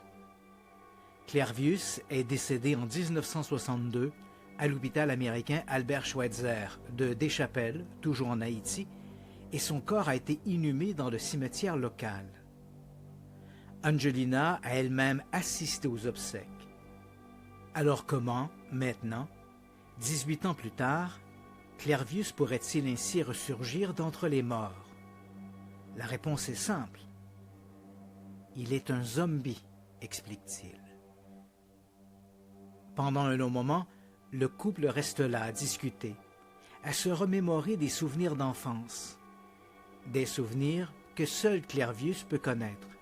De plus en plus persuadée d'avoir affaire à son aîné disparu, Angelina comprend qu'elle doit chercher de l'aide. Mais vers qui se tourner? Lorsqu'Angelina Narcisse conduit son frère au centre de psychiatrie et de neurologie de Port-au-Prince, le seul établissement du genre en Haïti, le directeur de la clinique, le docteur Lamarque Douillon, est loin de s'imaginer que ce soi-disant zombie va bouleverser le monde de l'ethnopharmacologie. Depuis 1961, depuis la mise sur pied de son établissement, le docteur Douillon a vu plusieurs cas de prétendus zombies. Des pauvres gens vivant dans des sortes d'états végétatifs, amnésiques, et au dire des villageois, ramenés à la vie par des sorciers vaudous, des beaux corps. En 1979, par exemple, il s'est intéressé au cas de Francina Illus. Déclarée morte en 1976, Francina, surnommée Tifam, a été retrouvée vivante et identifiée formellement par sa mère sur la foi d'une cicatrice qu'elle portait à la tempe. La famille a aussitôt procédé à l'exhumation du cercueil qui s'est révélé rempli de pierres. En 1980, une autre femme, Nataja Joseph, 60 ans, a été retrouvée errante près de son village natal. La femme était pourtant morte depuis 1966. Même s'il est vrai que dans certains de ces cas, il y a eu apparence de mort et de résurrection, comme dans le cas de Tifam ou de Nataja Joseph, le docteur Douillon croit qu'il ne s'agit là que d'un tour de passe-passe. Pour lui, il ne fait aucun doute que les zombies ne sont pas vraiment des morts vivants, mais des gens rendus catatoniques par quelques drogues indigènes. Il faut dire que malgré ses origines haïtiennes, le docteur Douillon a grandi à Montréal, au Canada, où il a fait des études à la prestigieuse université McGill. Les zombies, répète-t-il, ne sont sûrement pas des cadavres revenus à la vie. Les défunts ne peuvent pas revenir d'entre les morts. Les personnes droguées, oui. C'est pourquoi il s'est associé à d'autres chercheurs intéressés eux aussi par les aspects médicaux du phénomène. Les docteurs Nathan Klein, un psychiatre de New York reconnu pour ses travaux sur la psychopharmacologie, et Hans Liemann, chef du service de psychiatrie et de psychopharmacologie de l'université McGill à Montréal. Hélas, jusqu'à maintenant, tous leurs efforts pour découvrir les mécanismes liés à la zombification ont échoué. Ils supposent certes l'utilisation d'une puissante toxine capable de provoquer un état psychotique prolongé. Mais encore, pour le docteur Douillon, Clervius Narcisse n'est pas un zombie comme les autres. Il ne souffre d'aucune pathologie psychiatrique abrutissante et surtout, il conserve des souvenirs vivaces de sa transformation en zombie, contrairement au cas qu'il a étudié précédemment. Au gré de ses rencontres avec le docteur Douillon, Clervius Narcisse révèle son histoire, un récit tout à fait fantastique. Le 30 avril 1962, il se présente lui-même au Albert Schweitzer Memorial Hospital de Deschapelles. Il souffre d'un malaise général et crache du sang. Dans les heures qui suivent, son état se détériore et le 2 mai, les médecins le déclarent mort. Sa sœur Angelina est présente au moment du décès. Le corps est envoyé à la morgue pendant une vingtaine d'heures, puis remis à la famille qui procède aussitôt à son inhumation dans le cimetière de l'Esther. 18 ans plus tard, il réapparaît au marché public du village. Mais que s'est-il passé entre-temps? Clervius Narcisse raconte au docteur Douillon qu'après son inhumation, le sol s'est ouvert devant lui et qu'il s'est retrouvé debout aux côtés de sa fosse. Un sorcier l'a alors conduit avec d'autres zombies dans le nord de l'île pour y travailler sur une plantation de canne à sucre. 2 ans plus tard, au lendemain d'une révolte durant laquelle les esclaves ont assassiné le propriétaire terrien, il a fui dans les montagnes. Ce n'est qu'en apprenant la mort de son frère, qu'il suspectait d'être responsable de sa zombification à cause d'une mésentente sur le partage du patrimoine familial, qu'il a décidé de revenir dans son village. Clervius Narcisse ajoute qu'il a été conscient de tous les événements entourant sa mort. Il entendait les médecins parler autour de lui et les pleurs de sa sœur. Il a senti qu'on le mettait en bière. Un clou mal placé est même venu lui percer la joue. Il en garde d'ailleurs une cicatrice. Il entendait les pierres et la terre que l'on jetait sur son cercueil, mais il était tout à fait incapable de bouger et encore moins de parler. Pour le docteur Douillon, le récit de Clervius répond à plusieurs questions jusque-là sans réponse. Quelles sont les étapes de la zombification? Qu'arrive-t-il aux zombies une fois ressuscités? Durant le processus, le sujet est-il conscient de son environnement? En revanche, d'autres interrogations surgissent.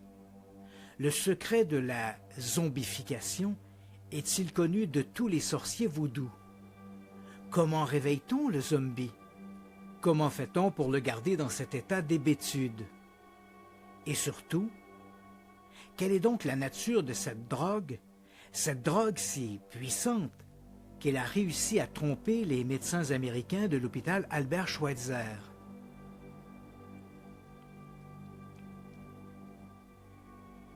Dans un premier temps, le docteur Douillon s'assure de la mort de Clervius Narcisse. Profitant du fait que son patient souffre d'une hernie, le psychologue le conduit à l'hôpital Schweitzer. Sur place, comme il est d'usage, le médecin de service lui demande s'il a un dossier, ce à quoi Clervius répond par l'affirmatif. Le praticien se rend donc aux archives quérir le dit dossier, dans lequel il découvre à son grand étonnement l'acte de décès du patient. La mort supposée de Clervius Narcisse ne faisant plus de doute, la quête de la drogue à zombies peut maintenant commencer. Rapidement, sur le terrain, le docteur Douillon reçoit l'aide de son frère Emerson, lui aussi psychologue et professeur de criminologie à l'Université de Montréal. Le docteur Emerson Douillon est alors de passage en Haïti, où il travaille à une thèse sur l'utilisation des drogues dans le comportement humain. L'affaire Clervius Narcisse, que lui présente son frère Lamarck, est pour lui une occasion en or d'étudier le phénomène de manière empirique. Assez rapidement, les frères Douillon arrivent à se procurer de petites quantités de la soi-disant drogue à zombies. Ces échantillons sont aussitôt acheminés pour analyse au Dr Lehman à Montréal et Klein à New York. Malheureusement, les analyses ne sont pas concluantes. Parallèlement aux recherches des frères Douillon, des journalistes anglais du réseau BBC se passionnent pour l'histoire de Clervius Narcisse. Ils lui consacrent un reportage et tentent de leur côté de percer le secret des faiseurs de zombies. En 1981, grâce à un sorcier de Port-au-Prince, les journalistes mettent la main sur une mystérieuse poudre brune, censée être de la poudre à zombies. L'échantillon est envoyé au Dr Lehman et Klein. L'analyse ne permet pas d'identifier toutes les composantes, mais des tests menés sur des singes rhésus montrent des effets immédiats. Les primates tombent dans un état amorphe et leurs fonctions biologiques ralentissent de manière significative. Quelle que soit la toxine incluse dans cette mystérieuse poudre brune, celle-ci est sans aucun doute liée au secret des zombies. Au début de 1982, les Dr Lehman et Klein offrent à un jeune ethnobotaniste canadien, Wade Davis, de se rendre en Haïti pour découvrir la mystérieuse toxine. Malgré son jeune âge, il n'a pas encore 30 ans, Davis jouit déjà d'une solide réputation. Pour le compte du musée botanique de Harvard au Massachusetts, il a passé 3 ans en Amazonie et dans les Andes péruviennes à la recherche de plantes médicinales. L'ethnopharmacologie est pour lui une véritable passion. Davis s'envole donc vers Haïti avec pour mandat de reculer les frontières de la mort. Dans les mois qui suivent, le Canadien se lie d'amitié avec des sorciers qui l'introduisent dans des communautés secrètes. Il assiste à des rituels voodoo et participe à des cérémonies jusque-là interdites aux hommes blancs. De fil en aiguille, il gagne la confiance de ses hôtes qui lui remettent des échantillons de poudre à zombies. Leur analyse par les docteurs Lehman et Klein révèle bientôt que ces mixtures sont toutes différentes les unes des autres et constituées de matières hétéroclites, dont des pattes de tarentule, des grenouilles arboricoles et de la peau de poisson. Par contre, 2 substances ressortent comme des dénominateurs communs: la tétrodotoxine et le datura. La tétrodotoxine est un poison virulent, 500 fois plus toxique que le cyanure et 150 000 fois plus puissant que la cocaïne. On le retrouve surtout dans les intestins des tétraodons, une variété répandue de poissons tropicaux. Les Japonais en connaissent bien les qualités analgésiques. Servis en sushi, le fugu, les chairs entraînent un effet d'engourdissement presque euphorique. Par contre, mal apprêtées, elles peuvent provoquer un empoisonnement alimentaire. Chaque année, au Japon, des dizaines de personnes sont hospitalisées conséquence d'un empoisonnement à la tétrodotoxine. Quant au datura, il s'agit d'une plante dont les feuilles recèlent un puissant alcaloïde. En Haïti, cette plante, le Datura stramonium, est connue sous le nom évocateur de concombre zombie. Pour Wade Davis, le mystère des zombies se révèle enfin. La mort apparente du sujet est provoquée par l'ingestion d'une mixture de tétrodotoxine et de datura, mélangée à des herbes et d'autres produits d'origine animale. Savamment administré, le poison entraîne une succession de réactions métaboliques. La victime souffre de vomissements, d'étourdissements, de diarrhée et de douleurs gastriques. Elle développe une hypersalivation et son corps se couvre de sueur. Sa pression chute et ses pupilles se dilatent. Puis surviennent la détresse respiratoire et le coma. Tenue pour morte, la personne est enterrée et exhumée le soir même par un sorcier qui lui administre un contrepoison. L'individu reste plongé dans un état catatonique permanent dû à la très faible oxygénation de son cerveau durant le processus. Un régime alimentaire approprié, ainsi que l'administration d'autres substances, maintiendrait le zombie dans une sorte d'hébétude. De son aventure au pays des zombies, Wade Davis a publié Voodoo, The Serpent and the Rainbow dans sa version originale anglaise. Un ouvrage fascinant où la science et la magie font corps. Si l'ethnobotaniste a apparemment percé le secret des zombies, bien d'autres questions restent en suspens. Si la tétrodotoxine et le datura sont les drogues qui provoquent l'état de mort apparente, existe-t-il un antidote? Comment le beau corps parvient-il à maintenir le zombie dans cet état de servitude? L'énigme des zombies est loin d'avoir livré tous ses secrets. Mais grâce à la détermination et au courage d'un jeune ethnobotaniste canadien, ces morts vivants ont déjà quelque chose de moins inquiétant. En 1978, le maître de l'horreur américain Wes Craven achète les droits de Voodoo, le livre de Wade Davis, et l'adapte librement dans un film où se mêlent histoire, fantasme et horreur.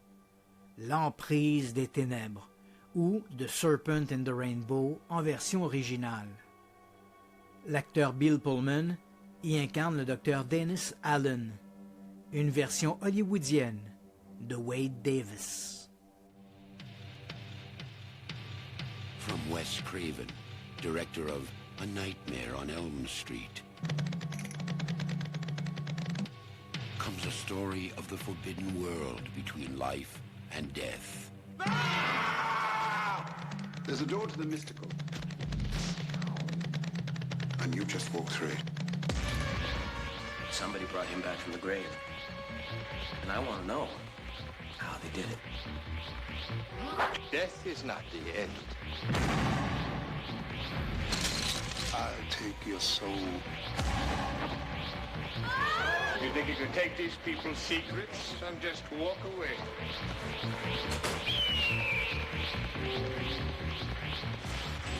In the shadows of the imagination lies the ultimate nightmare. Don't let them bury me. I'm not dead. The Serpent and the Rainbow. Radio X Files avec Christian Page et Marceau. Radio X.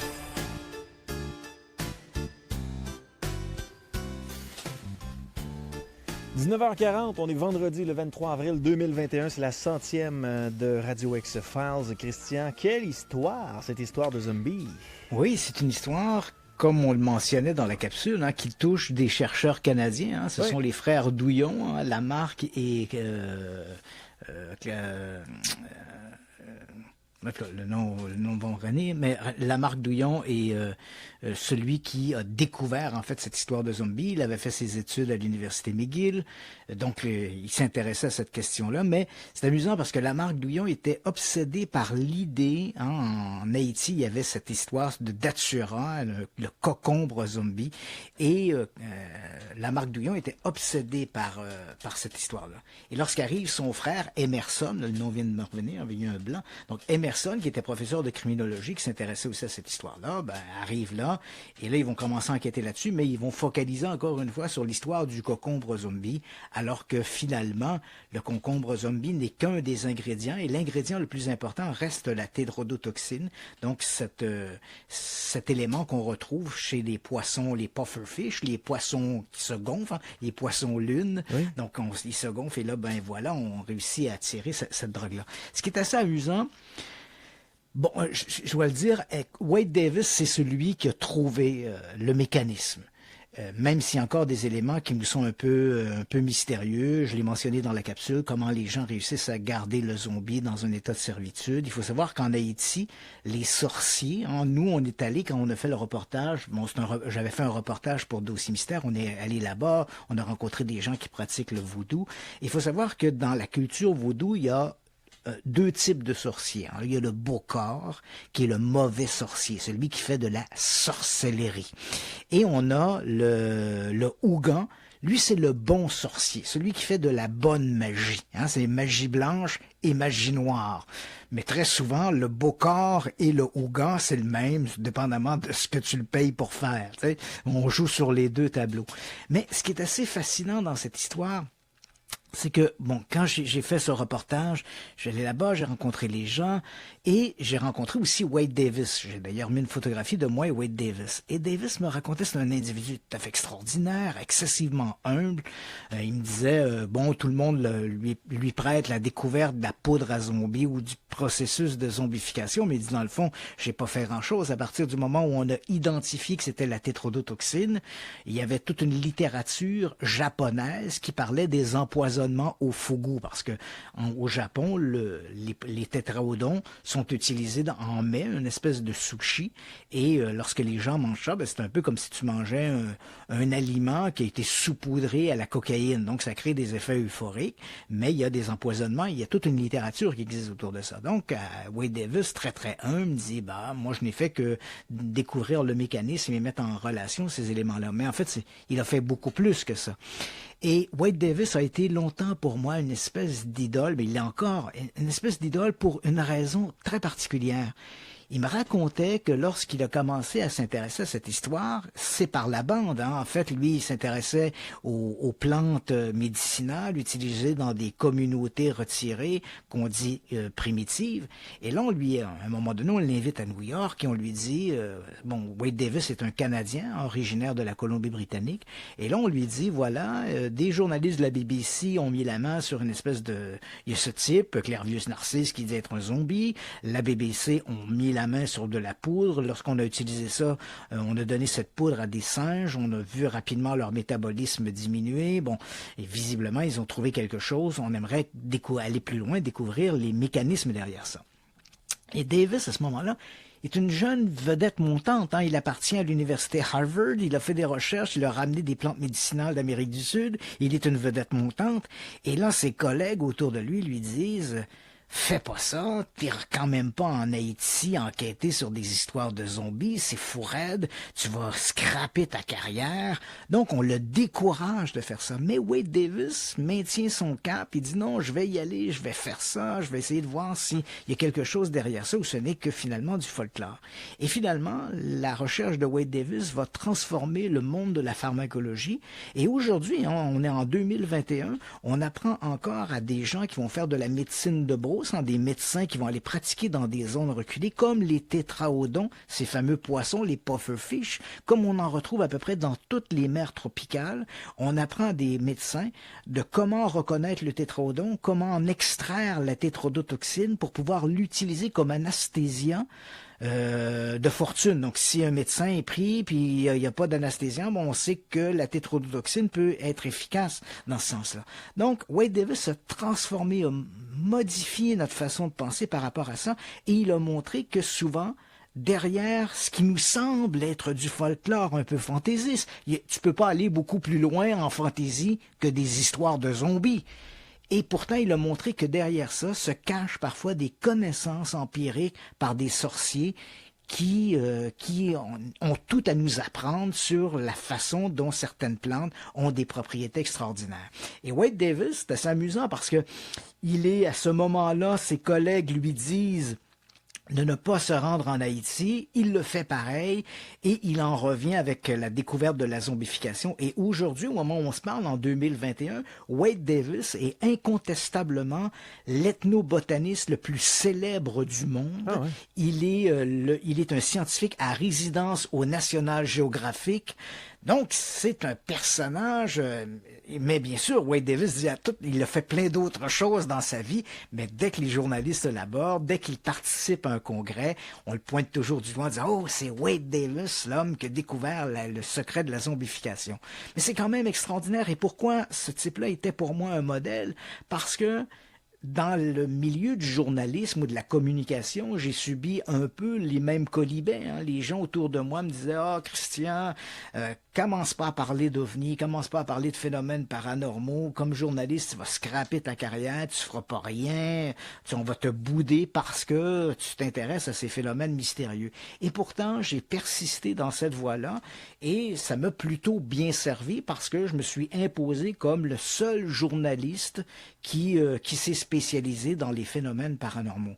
Donc, quelque part, j'ai un petit velours en dedans de moi qui me dit « Je suis un peu le Wade Davis des communications sur le paranormal. » Et ça, c'est tout à fait extraordinaire. Et ça nous apprend aussi qu'on ne sait pas tout et que dans ces communautés, souvent dites primitives, il y a de l'information qui se véhicule et qui contient des éléments qui peuvent être très utiles dans le domaine scientifique. Et Wade Davis en a fait la démonstration. Juste rappeler aux auditeurs que tu as mis des photos sur la page de Radio X-Files. Oui, donc on voit l'un de ces fameux poissons-lune, à quoi il ressemble lorsqu'il est gonflé. Photo de moi et Wade Davis, lorsqu'on s'était retrouvés chez lui à Washington, D.C.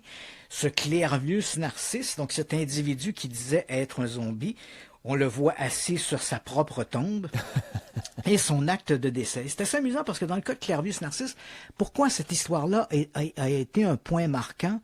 Parce que, et on le mentionnait dans la capsule, il y a eu d'autres cas où des gens ont été, des femmes notamment avaient été trouvées errantes dans des rues et on avait pu démontrer qu'elles étaient on avait un acte de décès, on était certain qu'elles étaient décédées.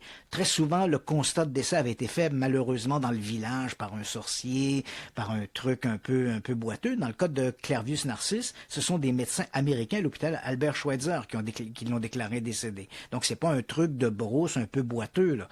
Et dans les autres cas, les gens ne gardaient aucun souvenir du processus. Hein. Qu'est-ce qui s'était passé? Ils ne savaient pas qui ils étaient. En fait, c'était des gens qui étaient un peu catatoniques. Hein. On les mettait debout au milieu de la place publique, puis ils restaient là sans bouger. Hein. Leur cerveau avait littéralement été détruit dans le processus de zombification. Pour une raison qu'on ignore, le cerveau de Clairvius Narcisse n'a pas été détruit de cette manière-là.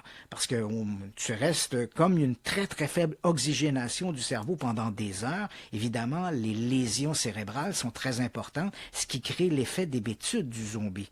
Mais dans le cas de Clairvius Narcisse, pour une raison qu'on ignore, il n'y a pas eu cette destruction importante, tant et si bien qu'il gardait de très très bons souvenirs de ce qu'il avait vécu. Mais encore une fois, ça demeurait un personnage étrange. Moi, les conversations que j'ai eues avec les frères Douillon, ils me racontaient que Clairvius était obsédé par la mort. Quand on discutait avec lui, c'était une espèce d'obsession. Et il était un peu bizarre. C'est-à-dire que si tu le plaçais, par exemple, sur le balcon, ben, il restait là sans bouger. Là, il fallait lui dire, Clairvius, tu peux t'asseoir. Et là, Clairvius s'assoyait. Et il était un peu hors norme. Hein? Là, on voit que le processus de zombification avait quand même laissé des séquelles dans son esprit. Mais je me rappelle une anecdote que me racontait l'un des frères Douillon. Il me disait, c'est assez amusant parce que alors qu'il se dirigeait vers l'hôpital pour aller justement acquérir l'acte de décès de Clairvius Narcisse, les frères Douillon et des gens qui les accompagnaient ont été victimes d'un grave accident de la route. Et tout le monde s'est retrouvé sur la chaussée, gravement blessé, sauf Clairvius Narcisse. Et quand il est allé à l'hôpital avec eux, parce que tout le monde est hospitalisé pour des graves blessures, le seul qui n'avait pas été blessé dans l'accident, c'était Clairvius Narcisse. Et Emerson Douillon me disait, lorsque Clairvius s'est approché de son lit, il lui a dit, t'as pas été blessé? Et Clairvius Narcisse lui répond, il dit, non, il dit, je ne peux mourir qu'une seule fois. Donc, tu vois, c'est un peu amusant, mais en même temps, c'est quelque chose qui a été révolutionnaire. Et je suis content d'avoir couvert cette histoire-là parce que autant en Haïti, autant qu'avec les chercheurs ici à l'Université McGill et que cette extraordinaire rencontre avec Wade Davis, ça m'a permis d'avoir une vision de ce dossier-là qui est tout à fait extraordinaire. Et c'est pour moi, lorsque l'on me parle des histoires liées au paranormal, ben, l'histoire de Clairvius Narcisse, l'histoire de la découverte de la zombification est pour moi une pierre angulaire pour bien comprendre que derrière les phénomènes paranormaux, souvent qui semblent un peu fantaisistes ou folkloriques, et il peut y avoir on peut faire de l'excellente science si on prend le temps de regarder ça de plus près. Ça peut être terrorisant quand même de savoir qu'il y a des gens qui peuvent être considérés comme morts, finalement ils ne sont pas pantoute. Et ça, c'est intéressant parce que dans le cas de la zombification, l'idée que les Haïtiens en ont, ce n'est pas tant d'être un mort vivant, c'est le fait de se faire voler son âme. Il faut vraiment se mettre dans le contexte. Hein. Bon, d'abord, en Haïti, quand on parle avec les sorciers, les bokors et les Ougans, on leur parle des zombies. Ils ont une espèce de façon de justifier l'échec. Parce que des cas comme Clairvius Narcisse, tous les experts sont d'avis que ça doit être rarissime. Comme c'est empirique, c'est en même un petit peu ici, un petit peu plus là, un petit peu plus ici, un petit peu plus là, ça ne doit pas fonctionner à chaque coup. Parfois, où le sujet doit se réveiller le lendemain matin avec une solide gueule de bois, ou d'autres fois, le sujet peut-être qui était trop empoisonné et il meurt. Mais dans la vision du zombie et dans la vision de la culture vaudou, en fait, le choix, c'est celui des dieux.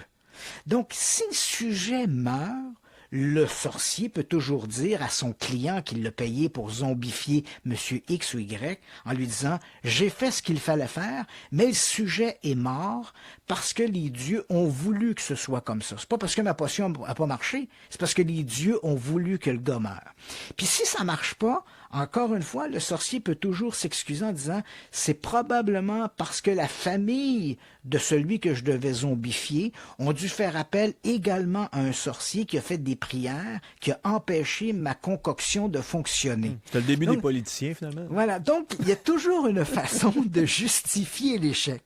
Et pour les gens là-bas, dans la culture zombie, dans la culture vaudou, l'idée du zombie, c'est pas tant que tu risques de devenir un mort vivant, mais on risque de te voler ton âme. Et ça, le vol de l'âme, c'est le châtiment ultime dans la culture du vaudou. J'ai trouvé ça, Yannick, tout à fait fascinant, ce monde-là qui est un peu un monde qui nous est très étranger et qui finalement a ses règles, ses lois, qui fonctionnent en harmonie. C'est un univers animaliste dans la mesure où dans la religion, on croit que des objets inanimés ont des âmes et donc les objets ont des âmes et dans les rituels, c'est tout à fait fantastique de voir ça. J'ai eu la chance d'assister à 2 ou 3 de ces rituels-là où les gens... il y a un autre aspect assez amusant parce que quand les gens participent à des rituels, ils sont possédés, ils deviennent possédés par des esprits d'un plus faible niveau et qu'on appelle des loas. Et là, quand les gens se font, entre guillemets, chevaucher par des loas, c'est l'expression qu'ils utilisent, là, ils peuvent dire n'importe quoi, mais ils ne sont jamais tributaires de ce qu'ils ont dit parce qu'ils étaient chevauchés par un loa. Donc, par exemple, toi, tu participes à un de ces rituels-là, et là, il y a les tam-tams, tout ça, c'est un peu enivrant, et là, tout d'un coup, tu es chevauché par un loa. Et là, tu as des griefs contre ta compagne. Alors là, tu peux lui dire toutes les bêtises que tu veux, mais c'est pas grave, elle pourra pas t'en tenir rigueur parce que tu es chevauché par le loa. Un petit côté pratique. Voilà, c'est un petit côté pratique de la chose. C'est vraiment un univers extraordinaire en soi. Parfait. Et de voir qu'on a réussi à faire, la culture occidentale a réussi à se glisser dans cette culture très païenne, entre guillemets, de la culture vaudou, c'était fantastique. Christian Page, félicitations encore pour la 100e de Radio X-Files. On invite les auditeurs sur notre page Facebook puisqu'on va mettre le podcast dans les prochaines heures. Je souhaite de passer un beau week-end, de même qu'aux auditeurs, puis on se rejase vendredi prochain. Absolument. Ciao. Merci. Bye-bye. Radio X Files.